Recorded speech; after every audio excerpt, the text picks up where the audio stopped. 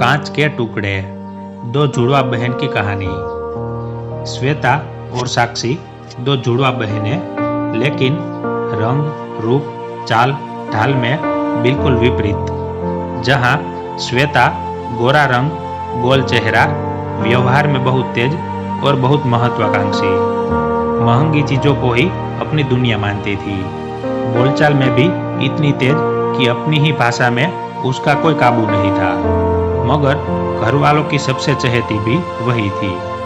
वहीं साक्षी छोटे कद की सावली सी, लेकिन किसी का भी मन मोह ले ऐसी बातें। व्यवहार में सिर्फ मधुरता, सादगी से जीवन व्यतीत करती थी और वैसे ही रहना चाहती थी। दोनों साथ में बड़ी हुई। जहां श्वेता MBA कर एक बड़ी कंपनी में जॉब करती थी, वहीं साक्षी एक विद्यालय में शिक्षिका का कार्य करने लगी। जब दोनों के विवाह का समय आया तो सबसे पहले श्वेता के लिए रिश्तों की तो जैसे बाढ़ सी आ गई। पढ़ी लिखी और सुंदरता लिए थी वो। माता पिता ने एक बहुत ही बड़े बिजनेसमैन से श्वेता की शादी कर दी। शुरुआत से ही श्वेता का पति उसे बहुत ही ऐश और आराम से रखता था। वहीं साक्षी जो एक शिक्षिका थी, उसने अपने ही एक सहकर्मी से विवाह कर लिया।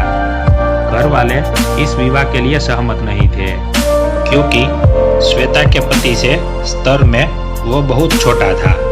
काफी समय गुजरा, इस बीच श्वेता का घर आना जाना काफी लगा हुआ था। वहीं साक्षी अपनी गृहस्थी में व्यस्त हो गई। लगभग 1 वर्ष बाद श्वेता अपनी विवाह की वर्षगांठ के आसपास घर आई।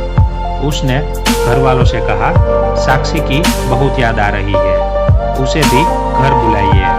घर में भी सबको ये एहसास हुआ कि साक्षी की कमी है। उसे बुलाया गया। कई दिनों बाद पूरा परिवार साथ था। फिर से वही हंसी ठहाके और मौज मस्ती होने लगी। श्वेता और साक्षी दोनों के चेहरे पर खुशी झलक रही थी। दोनों अपनी दुनिया में बहुत प्रसन्न थी। श्वेता की बात उसके पति से कम ही होती थी। शायद वो अपने व्यापार में कुछ ज्यादा ही व्यस्त थे। वहीं साक्षी के पास दिन में कई बार उसके पति का फोन आता था। रात में देर तक बातें भी होती थी। श्वेता के विवाह की वर्षगांठ पर उसने अपने पति को फोन कर घर आने का आमंत्रण दिया, लेकिन अपने व्यस्त समय के कारण उसने आने से मना कर दिया।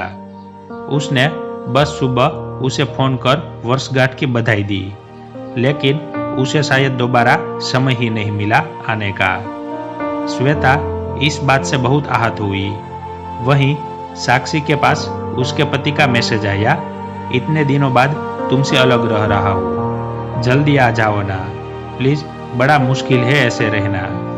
आज श्वेता और साक्षी दोनों की आंखों में आंसू थे, लेकिन उन आंसुओं की वजह अलग अलग थी। दोनों जुड़वा बहनों का जन्मदिन अब नजदीक ही था।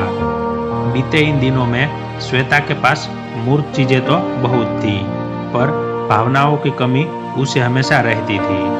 वहीं साक्षी कम चीजों में भी खुश थी अपने पति के साथ। जब दोनों का जन्मदिन आया तो श्वेता ने अपने पति को पुनः बुलाया, लेकिन उसने कहा कि वो आज सुबह ही शहर से बाहर जा रहा है। दोपहर में जब श्वेता घर के बाहर थी तो उसने अपने पति को ऑफिस की एक महिला के साथ घूमते हुए देखा। वो स्तब्ध थी ये सब देखकर।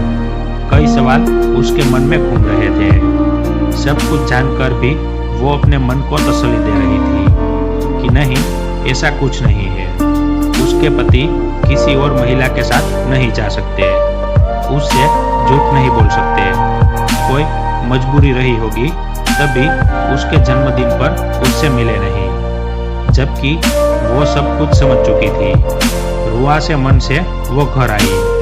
घर आने पर उसने देखा कि उसके पति ने हीरो का एक हार तोहफे में उसके लिए भेजा था। कुछ ही समय बाद साक्षी के पति का फोन आया। वो कह रहे थे आज का दिन वो साक्षी से दूर नहीं रह सकते, वो उसे ले जाने आ रहे हैं। साक्षी बहुत खुश थी। वो तैयार होकर घर से जाने के लिए निकल गई। श्वेता उसे खड़े हो बस देख रही थी। वो समझ चुकी थी चीजों की कोई अहमियत भावनाओं के आगे नहीं होती। उसे हार के हीरे बस कांच के टुकड़े की तरह प्रतीत हो रहे थे।